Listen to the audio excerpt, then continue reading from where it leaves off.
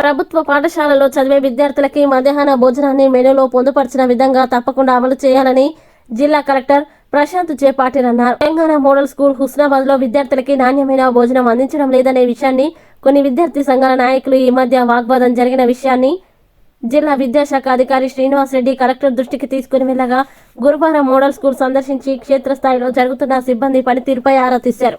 Model school principal విద్యార్థులతో మాట్లాడారు. Menu ప్రకారం భోజనం పెట్టలేదనే విషయాన్ని కలెక్టర్ గ్రహించి వంట చేసే ఏజెన్సీ వారిని అడగ్గా మార్కెట్లో దొరికిన కూరగాయలని వండుతున్నానని వంట మనిషి భాగ్యలక్ష్మి కలెక్టర్ కి చెప్పగా ఆగ్రహంతో మెనూ ప్రకారం నాణ్యమైన పద్ధతిలో వండాలనుకుంటే మాత్రమే చేయండి, లేకపోతే ఏజెన్సీని మార్చాలని ప్రిన్సిపల్ అన్నపూర్ణకి తెలిపారు.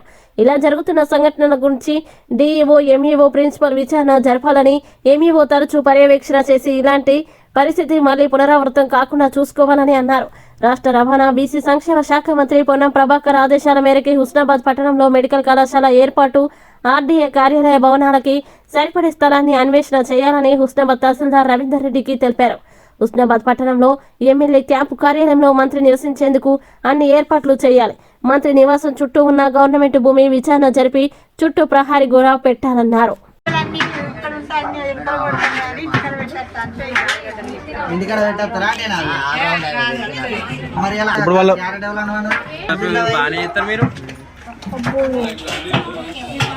నూనె పోసుకోరా,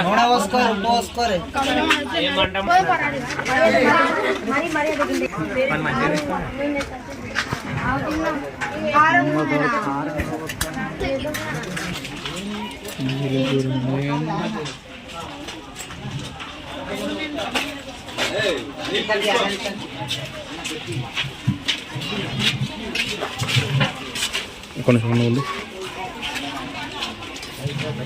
ఆపలు ఆపలు ఆపలు మీరు అందరు కరపడు వస్తున్నారు ఇక్కడ ఉండు ఒకసారి.